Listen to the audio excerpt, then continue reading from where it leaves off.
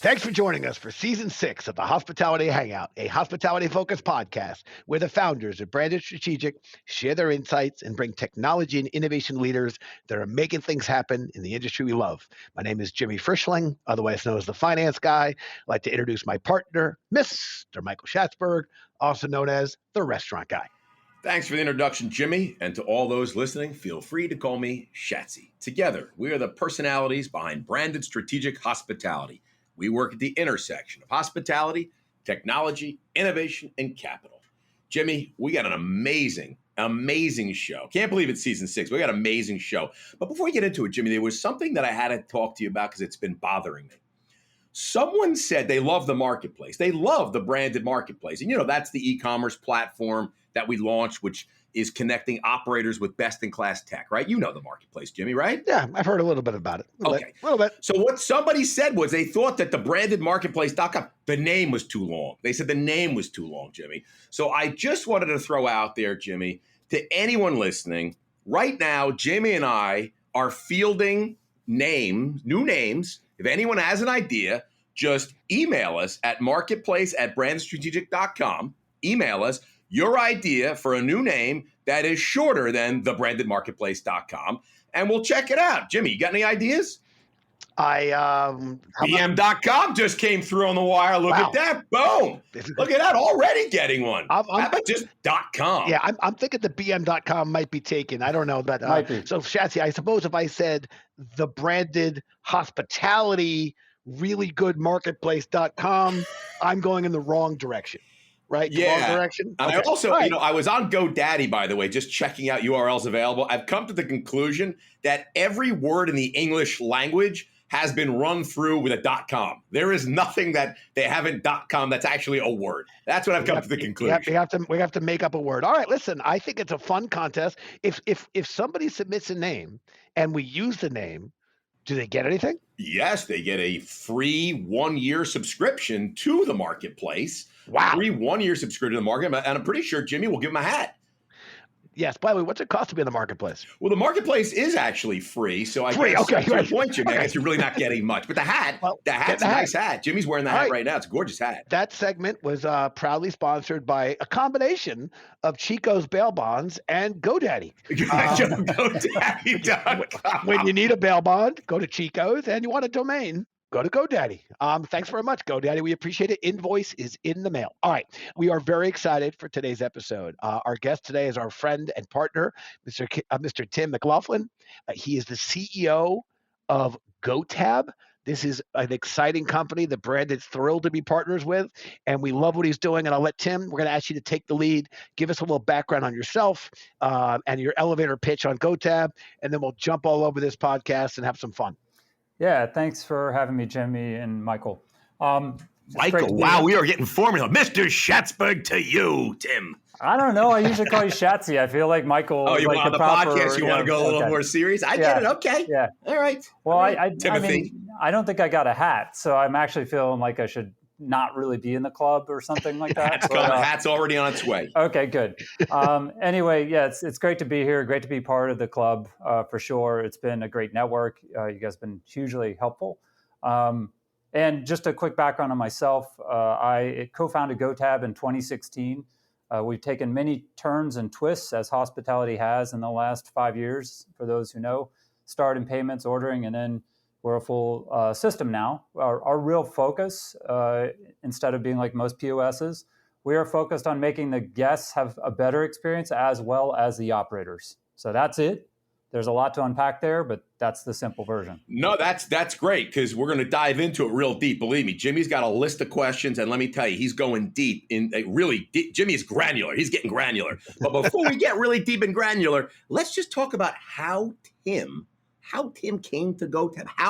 How is it that you went from a mechanical engineer to tech marketing I met you were a brewery owner when we met you, to a brewery owner and now CEO of GoTab. Tell us a little bit about that. Maybe I get bored easily, but I have stayed at things for a while. So I'm actually a software developer since I was a kid. So I started doing that. I went to school for mechanical engineering. You're correct in that. First thing you developed as a mechanical engineer? Oh, as an engineer, it was actually factory design for like ceramic fiber compression for like high temperature. Very interesting. We'll save that for another podcast. Yeah, right. yeah. Less in the relevance here. But yeah, software, then mechanical engineering. The hope was robotics. Robotics, when I graduated, wasn't really that interesting. So I didn't end up doing that. Went back to software engineering. Ended up starting an agency when dot bomb happened in 2000. And it started in 2002 with some other co-founders. And of course, you had to bootstrap all companies back then. Nobody, except for maybe Google, got funding in 2002. It was in the heels of the last explosion. And as a result, we grew it up to a couple hundred people and sold it to a private equity firm in 2012. So we did a lot of product design, a lot of interface design. Our largest account when I sold it was Goldman Sachs. We did. If any of you happen to be a Goldman Sachs client, whenever you log in, you're using the interface that my agency designed. That's sweet. Yeah, so that's kind of my background. Are you still brewing your own beer over at Caboose?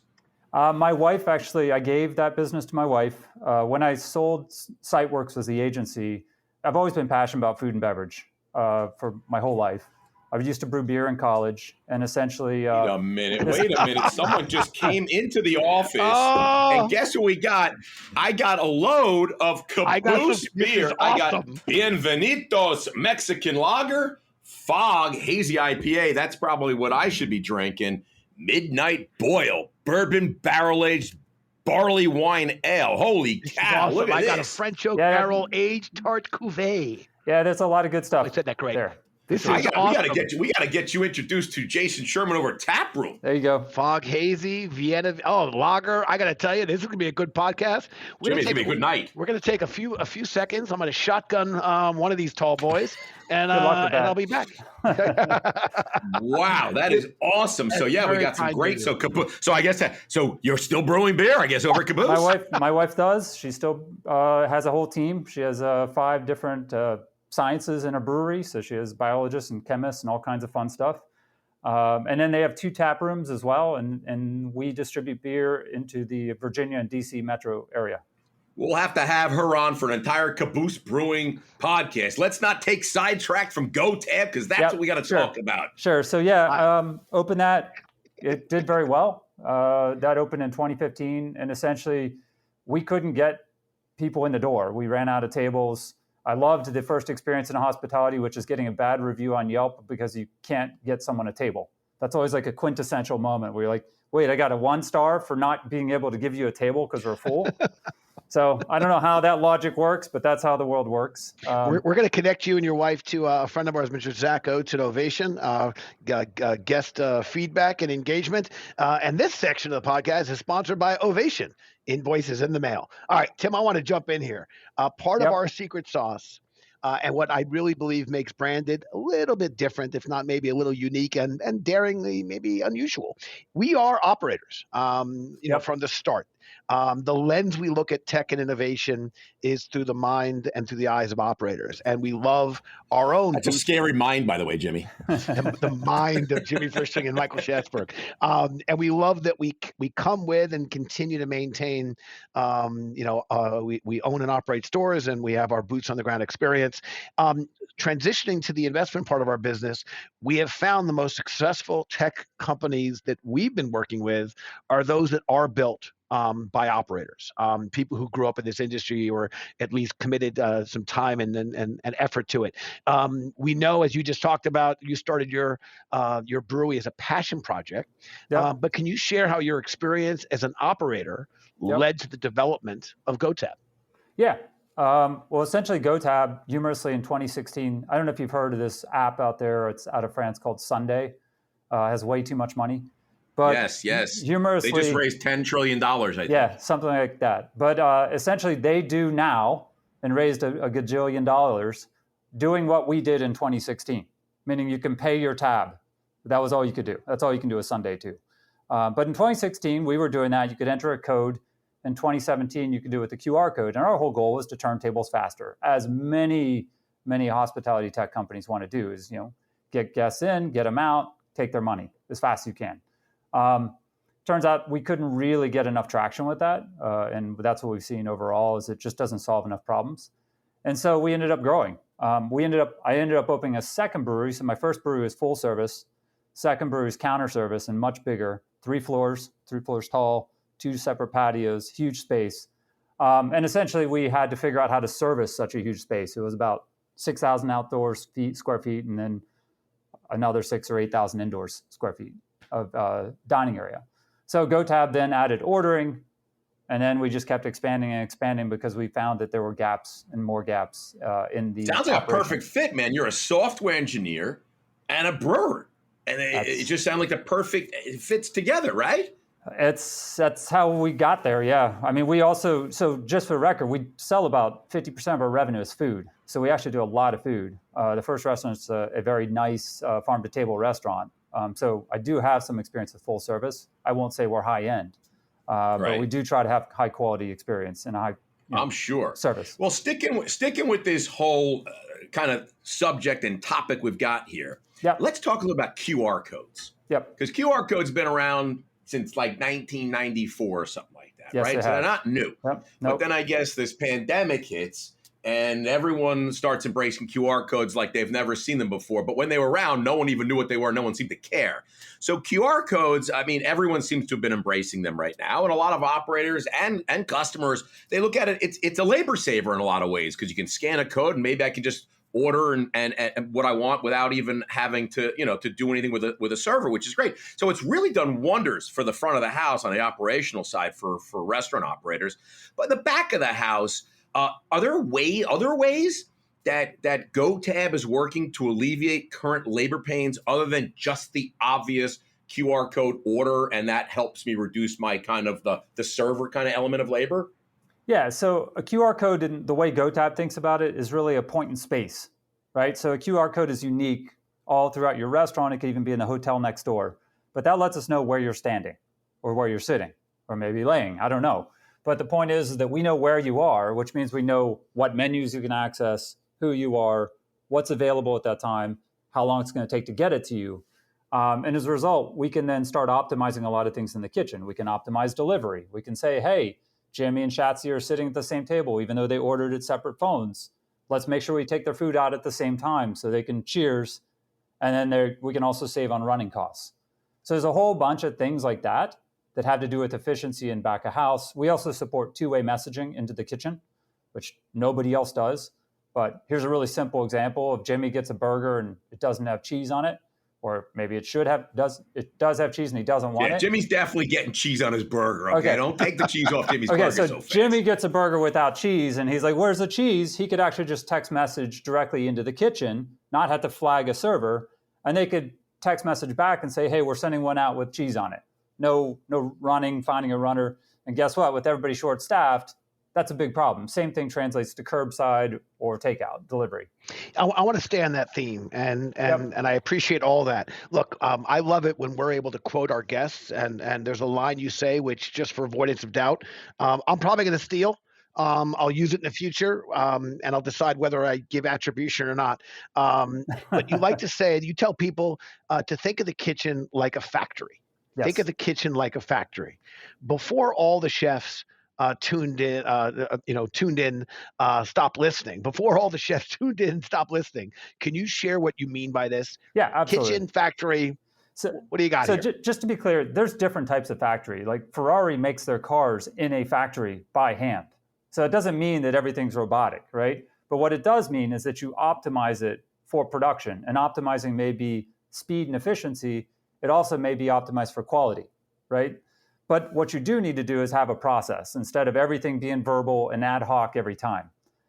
So one of the things, for example, we just posted something on social media, which is nobody in the right mind these days would run a factory on paper. And that's effectively what you see all the time when a chef's like, no, I want chits, I want paper. I'm like, paper is terrible for so many reasons. Like I can't adjust paper. I can't communicate with a guest with paper. I can't deal with changes or comps or voids. I have to get another chit and match it up. I can't consolidate orders and figure out the logistics because this GoTab KDS does that for them. So it just eliminates a lot of work and lets the software do what it does so that the chefs or the cooks can focus on making great food and making that experience. But ultimately, my goal is, it is a factory. You should optimize it. You should think about efficiency. And chefs do that, but there's a lot of things they are not always wanting to change. Tim, that is awesome. I want to stay on this theme of what I'm hearing. Let's talk about people. Okay, people are great. They're freaking I don't awesome. like people, Jimmy. Never people. have. Never like people. You're a people person, Schatzberg. I'm a people person. But to err is human.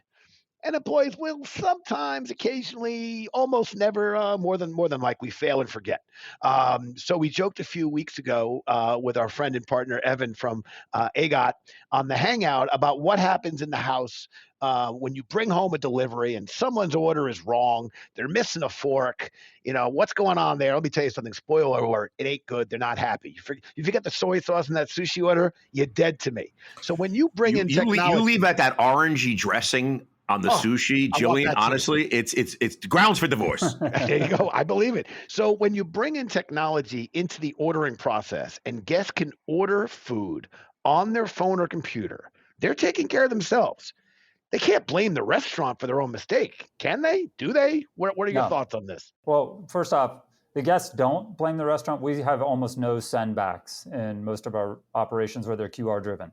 So the funny thing is that if you've owned a restaurant, you can actually watch it happen. I've seen it happen where the guest asks for a hamburger and the server writes down hamburger and then they bring it out and the guest says, "No, I ordered a cheeseburger." And you're like, "Well, no, you didn't. I stood here and watched you say hamburger." But the guest, you're not going to tell the guest, "No, you didn't order a cheeseburger. You said hamburger." So you end up competent and you bring out the substitution, right? That doesn't happen when they order it on their phone because they're not going to yell at their phone and say, "No, I said cheeseburger." They're going to be like, I'll definitely yell at my phone, by the way. I will yell. Shatsy will yell at his phone. Most people will be like, "Oh, well, that was dumb of me." And then they'll order the correct thing, but they're not going to blame it on the restaurant, right? So, granted, there's going to be server mistakes, but there's also communication mistakes that are oftentimes just the guest didn't say it. "Oh, I thought I ordered fries." Well, you didn't order fries. So now I don't have to give them to you for free because you didn't order them. They're not on your phone. But there's a whole bunch of things like this. What I'm hearing here is the black eye for all you restaurant operators out there. This is an opportunity to get rid of your black eye. We're shifting it. Yeah, the tides are shifting. You're like, look, you never push send. What do you want from me? I ordered a burger an hour ago. Sir, you never push send. Yeah, right. Oh, it happens all the time. It happens all the time. And the fact is that they will still get angry at you sometimes and say like, "Well, it's your fault." And you're looking at it going, "Well, no, it's your stupid app." But the reality is that, that will happen. I would say, though, that the same theme applies with it, right? Whether it's in the kitchen or servers. Here's an example I love, which is how many times have you gotten up from a split check and said, "Damn, that server did a great job splitting my check"? Like never. Yeah, I don't think so. Yeah, never once, right? So what can you do with splitting a check? You can only screw it up. That's all you can do. And guess what? Yes. It takes a shit ton of time. Sorry, I'm not allowed to say it that way. No, you can say that. You can say that. We're not FCC regulated, I don't believe. Okay, got it. So it takes a lot of time to split a check, but it is a thankless job. And all you can do is screw it up. So why don't you move your staff to greetings, menu description, selling the drinks, whatever it may be, right, and get rid of all the mechanical stuff because software and computers do mechanical stuff way better.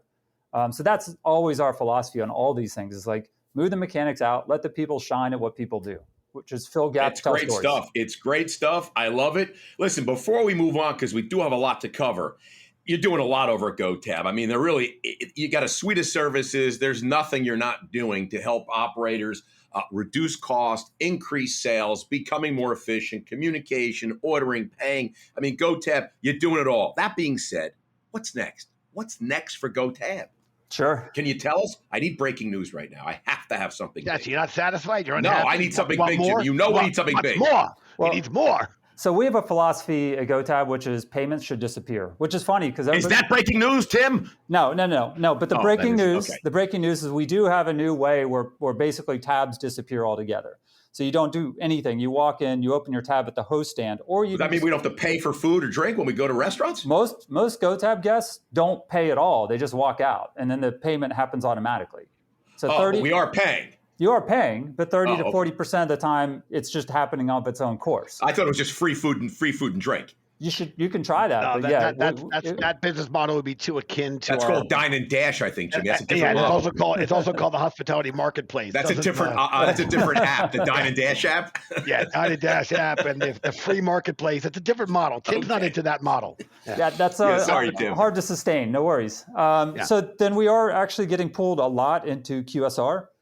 So we are adding a bunch of things. It's funny, I rag on kiosks and tabletop tablets all the time because I think they're incredibly stupid in FSR, but I think they're incredibly effective in a QSR/stadium/large venue environment. So we are rolling out kiosks, like an absurdly fast new QSR model. You've probably never seen it where you have, it's funny, if you go up to Square or you go up to Toast and you got one payment card reader, have you ever looked and studied, I don't know how much attention you guys pay to like timing on QSR, but if you look at how much time is spent in ordering and paying, people will spend 20 or 30 seconds flipping through their freaking credit card and tapping stuff on their phone to pay with Apple Pay, right? Yes, so yes. 30 seconds of the time is waiting on the guest to pay, right? Not doing anything. It's the server just standing there. Yes. Well, we're basically splitting the two. So you just have two payment terminals running and you take an order and say, hey, pay there, next person. So your server's not waiting on the guest, which seems small, but in the QSR world, I don't know why this doesn't exist. No, it's so true, but you bring up like the stadiums. I mean, even the stadiums, just when you go to get a beer, like it's stupid. The standing there with the whole payment, it's your stuff is your pretzel, your beer, your bite, it's all there, and you're just standing there, and everyone's just standing. Yeah. Looking and waiting for that process. Right. I stood at Whole Foods the other day for almost 2 minutes while this guy putzed around with his wallet and credit cards and couldn't figure out whatever on the payment terminal. I'm sitting here going, and of course, Whole Food lines have gotten absurd too. So that's a whole nother. Tim's getting angry. Yeah, don't get angry. Sorry. That's a whole other podcast. Right. Tim doesn't like about Whole Foods. I always get behind the person that wants to pay with cash and do the exact change. So I'm sitting there when they're trying to get to 69 cents, and I'm like, "You're killing me, Whitey. You're killing me." For sure. Yeah, it's challenging. I want to jump into our talking back. Shatsy and I, we launched this podcast because we enjoy bringing on guests, talking to people, and having some fun, getting, insights and whatnot from them. But along the way, we learn sometimes our guests want to ask us a question or two. So we kick into now talking back. We offer our guests the chance to ask us any questions. So Tim, nothing's off the table. The microphone is yours. Oh boy. So I guess my question to you is, what prompted you guys to start Branded Strategic Hospitality? So, I mean, how did you get here? I've actually never heard the story.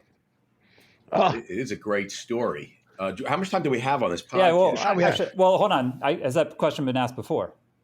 I don't think it's been asked before, but I'm going to have to take us back to 1967. It was February. It was cold. It was snowing. My mom felt some stomach kicking, and it was me. So you're losing us. That was February 1st, You're losing me. Yeah. How much further? Yeah, why don't we move it on? Jimmy, you start us off because it happens to be a great story, by the way. I love the question because Shatsy and I and the entire Branded team is very passionate about this. First and foremost, the founders have known each other for decades. I met our partner, Dean Palin, in the 8th grade when I was visiting a school I was going to be going to for high school. Right, 10 years ago, right, Jimmy? That was 10 years ago. Dean and Shatsy went to college together. And then the three of us, through the community of property, Dean and I were friends, Shatsy and Dean were friends. So Shatsy and I became friends. But in terms of just bringing it to Branded, first there was and is a restaurant company, and we owned and launched and operated stores. Jimmy. And we still continue to own and operate stores. Shatsy is the managing partner of our restaurant business. Dean was a real estate person, leveraging his buildings and prowess in that space, and I was a Wall Street guy, putting capital to work and helping on the financial side. And under Shatsy's leadership, he was an avid friend to entrepreneurs from the perspective of testing, trying, bringing in best-in-class tech to help improve margins for our stores. Testing things 20 years ago called this novel idea, online reservations like OpenTable, or the idea that you would outsource your own delivery people and you'd go with a company like Relay, or you could deliver food all over the world from the best in class like a Goldbelly. And I mean, the list goes on and on and on. Seamless Web was an accounting solution for investment banks and law firms and bringing order to the chaos that was evening and weekend meals. So all of this started from a restaurateur tourist perspective of, I should be using best-in-class tech. And Right. along the way, there was a sense that when people talk about early stage investing, there's always product market fit. But if you don't live in this industry, how could you really understand the fit? And I think that's where for we sure. launched an investment business with the idea that a lot of very good companies or very good people were trying to bring tech to the industry, but they weren't relying on subject matter experts. And I think that's what Schatz and I saw that we could create as an early stage investor and advisor or accelerator to work with companies, vet them, and help them not just fit into this market, but then help accelerate them by bringing our network to the table. So I'm sure that's a longer answer than Tim, you or any of our listeners that wanted. was not that long. We could go on. I would just add, we were just the real genesis. The real genesis was, I mean, Jimmy gave you the overview, but the real genesis was kind of fun though, because we were renovating a store on the Upper East Side, and we were looking for something new and creative and innovative. Shock and awe. Yeah, to differentiate this store from something else. And labor had just become, I think they just, the governor at the time, they just announced a new wage increase here in New York over the next couple of years. This is going back quite a few years ago. Yep. And we said, hey, how can we differentiate? And it was going to be like a sports bar kind of place. And I'd been seeing in some of the trade magazines that they were doing the self-pouring beer.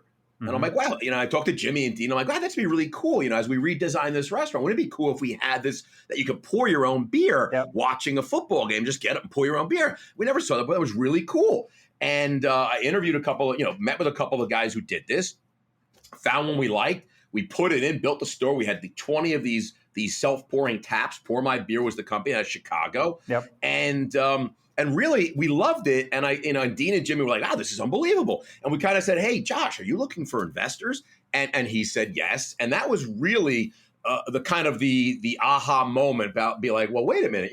Here's something we like. We see that it's really doing what it's supposed to do. We should not just be a good customer. We should actually be investing in this company." And that was really the aha moment. And then it went from there. But anyway, listen. It's a great question. We can go on and on and on, but this podcast is really about you and GoTab. Sure. We'll have a podcast about Jimmy and me another time. So let's just get back to listen. We talk about technology and hospitality always being a little bit behind, always being a lot behind. We joke about it all the time. We say that coal mining is actually, more technologically advanced than hospitality. But sometimes we start thinking, well, is hospitality as far behind as we really think? Are we just making fun of ourselves? Are we really that far behind? Maybe not. So we came up with, which came first? Are you ready, Tim? I'm ready. All right. Which came first? Online Pizza Hut delivery order or the first online Amazon order? Pizza Hut, Amazon. What came first? A book or a pizza? I'm going to go with Pizza Hut. I got to tell you, you would be right there. Pizza Hut. The first online food order ever was from Pizza Hut in 1994. Pizza Hut launched PizzaNet, allowing people who lived in Santa Cruz to order online. Pizza Hut Net actually became one of the first websites on the internet, meaning pizza is probably the first thing that was bought and sold online was a pizza. That's unbelievable. Now, if you look at the first purchase on Amazon, that was made in April of 1995, a year later, when John Wainwright, one of Jimmy's buddies, purchased the book Hofstadler's Fluid Concepts. Tim, you probably read that. I have no idea what that is. You probably read it for sure. Yeah. Fun fact, there is a building on Amazon's corporate campus called Wainwright Building in honor of their first customer. So there you have it. Restaurants, hospitality, we're not far behind. We're actually more advanced. We're cooler than Amazon, man. I love that. Hey, Schatzy, by the way, you forgot to ask me the question. Oh, damn it, Jimmy. What came first, Pizza Hut or Amazon? Actually, there's no question Pizza Hut came before Amazon about a year in advance of that. I mean, come on, Schatzy. Everyone knows that. What year, Jimmy? What year do you think? Between 94 and 95. Jimmy, that's why I didn't ask you. I knew that you would know that. I knew you would know the answer. Well, I knew the answer. I knew the answer. You live and breathe I knew the answer stuff. after Tim gave it and you gave all the details. I knew the answer. But okay, thanks. Nice job, Jimmy. I've never been wrong on this game. Thankfully, I always answer after Schatzy does. Listen, we're going to our crystal ball moment, a chance for our guests to put on their Kreskin or Miss Cleo hat and predict the future. Tim, how do you see restaurants and dining 2 years from now in relation to hospitality and technology? Can I tell you one quick anecdote about that question? So that Pizza Hut question. Sure. Okay. So here's funny old guy news about me. I went to college with the guy who wrote the first secure web server, who sold it to Red Hat in 1994, 93, something like that. So undoubtedly that pizza website, which I've actually seen, which is why I knew that, it's pretty funny if you've ever seen the original imagery. He actually probably wrote the web server that processed the credit card for that. Did Pizza Hut Pizza Hut has got to put a building on their campus after your friend. That would be fair. Amazon did His it. name's Samir Parekh. He's an interesting cat. Come on, Pizza Hut. Samir what? Samir Parekh. Parekh, let's go. Next guest on the podcast. Yeah. He's not in hospitality. Oh, he's in payments. I don't care, man. That guy, that's we got to get that guy on immediately. Anyway, so going back to your question, Jimmy, the thing I think that's going to happen, and we've been guessing this for a while. GoTab was really built on the premise that, to be honest, there's more people than there need to be working in hospitality because we're not being smart about using skill. And I think that there will be less people working in hospitality, which is what I thought before this happened. But I think the ones who do work in hospitality will be, paid well and professionals at what they do. So I think we're going to see more expertise, much like we do going back to factories, much like you do if you work in a factory now, you're very skilled labor. You're not just someone who they picked up off the street and walked in and said, okay, make this widget. You're someone who knows what they're doing. You're a specialist. You're recruited for those skills. I think we're going to see the same thing in hospitality. They're going to be people who are savvy. They know what they're doing. They're paid well for it.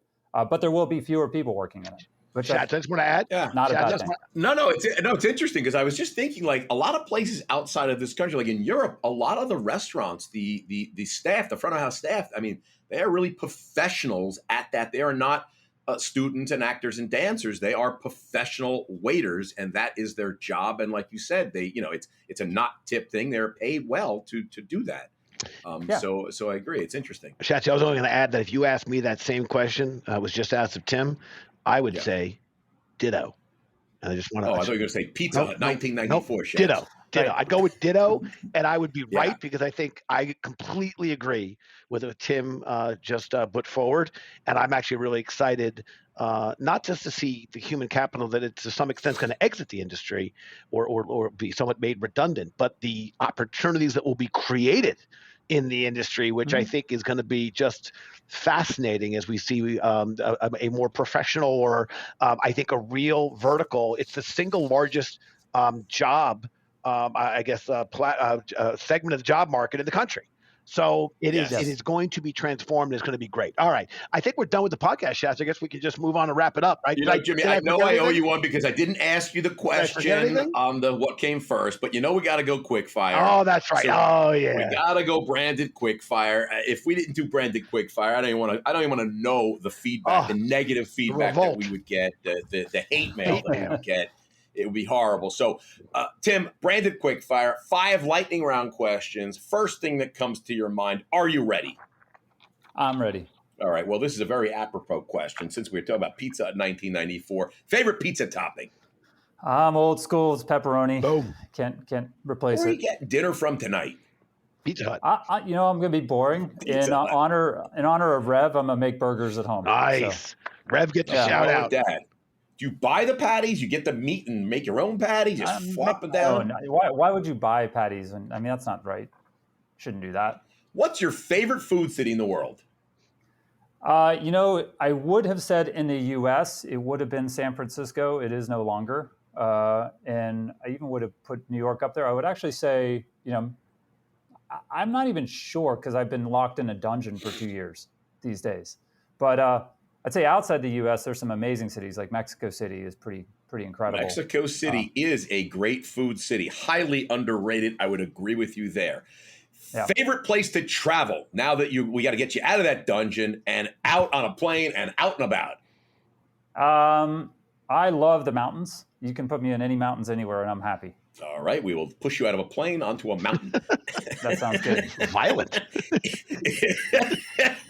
Well, we got to get onto a plane. So hey, if you were to challenge Jimmy or I to a game of Boggle, who would you have better odds of beating?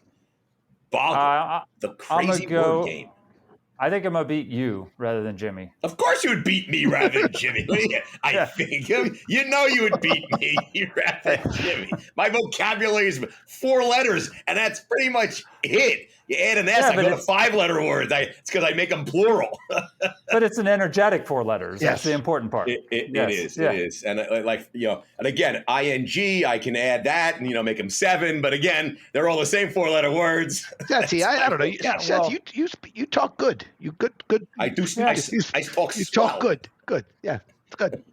Yeah. One funny. Sorry, not them allowed to get into politics, but we have presidents who achieve that with like 3-letter words. So I'm pretty sure it's not really a limitation, but it would. The robot. Boggle? The robot. I feel like, I don't do terrible on Scrabble though, but that's also, I play with that, but I keep the dictionary on me.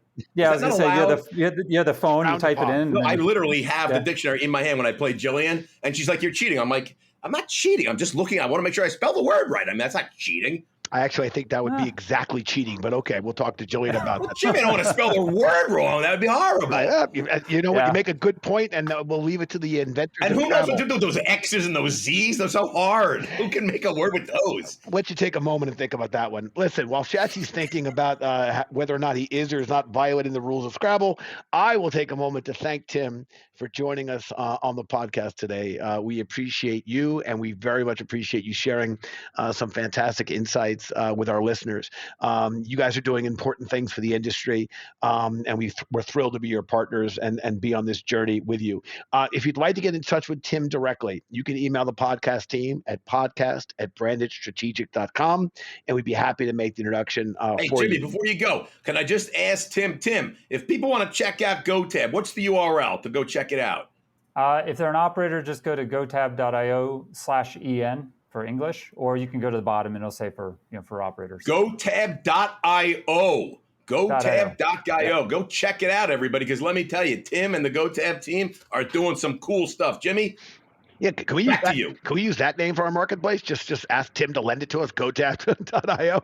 No, we can't do that. All right. Go to .com. Yeah. Go to .com. All right. To our listeners, we always want to express our gratitude and appreciation for you taking the time to listen in with us. We know there are literally hundreds of thousands of podcasts out there, and our numbers continue to climb, which we appreciate, and I think we're always surprised. But okay, we love it. Let's keep going. So we want you to make sure you're hanging out with us. And next week, we're going to welcome a very good friend and a partner with the branded team, Alonzo Constaneda from the Savory Restaurant Fund. The Savory Group is crushing it, opening stores and new brands, and Alonzo's a key part of their team doing that opening. I think they're opening up more stores than fat brands, Jimmy. I mean, I cannot believe it. It's every day. It's another brand they're opening up. God bless him. Am I right? Can't wait to have Alonzo on. We'll have a good time with him. Hey, before you go, Jimmy, Tim yes. just alerted me to a great offer that he's extended just to our listeners today, that the first 100 callers will get a case of Caboose Brewing sent directly to their house of either the Bienvenidos or the Fog Hazy IPA. So jump on, text us, email us, and get that case of Caboose Brewing right to your house. 100 listeners, get on the horn. Come on now. Yes. Thank you, Tim. That's a great offer. And to be fair to Tim Absolutely. to be fair to Tim and his wife, Tim, your wife can also bill Shatzy's personal credit card for the first 100 orders that come through. Well, it's also calling you. There you go. If you haven't done so already, please subscribe to the podcast so you don't miss out on any of our exciting guests we have coming up in the future. Better yet, invite a friend to hang out with us the next time. So this is Jimmy Frischling with appreciation to Tim, signing off and passing it back to my boy Schatzzy.